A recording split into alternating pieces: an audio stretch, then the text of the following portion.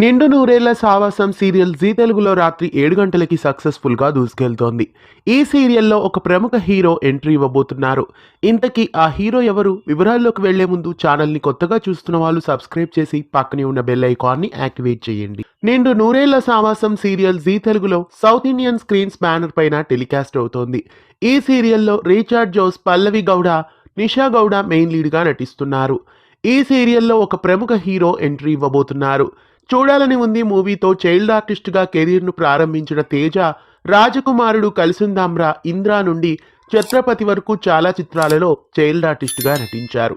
తర్వాత హీరోగా ఓ బేబీ, జాంబిరెడ్డి, ఇష్క్, అద్భుతం చిత్రాలలో నటించారు.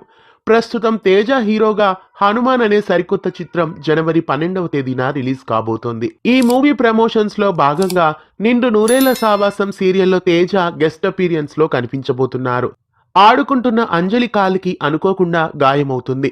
అది చూసి అరు తనకి శక్తిని ప్రసాదించమని హనుమంతుడిని ప్రార్థిస్తుంది. దాంతో హనుమంతుడు హనుమంతుగా ప్రత్యక్షమవుతాడు. అలా తేజ ఎంట్రీ ఈ సీరియల్లో ఉండబోతోంది. నిండు నూరేళ్ల సావాసం సీరియల్ జనవరి 8 సోమవారం ఎపిసోడ్ని మిస్ కాకుండా చూడండి. నిండు నూరేళ్ల సావాసం సీరియల్లో తేజ హనుమంతు మూవీ ప్రమోషన్స్కి రావడం మీకు ఎలా అనిపిస్తోంది? కామెంట్స్లో తెలియజేయండి. ఇలాంటి మరెన్నో తెలుగు సీరియల్ అప్డేట్స్ కోసం ఛానల్ని సబ్స్క్రైబ్ చేసి పక్కనే ఉన్న బెల్ ఐకాన్ని యాక్టివేట్ చేయండి.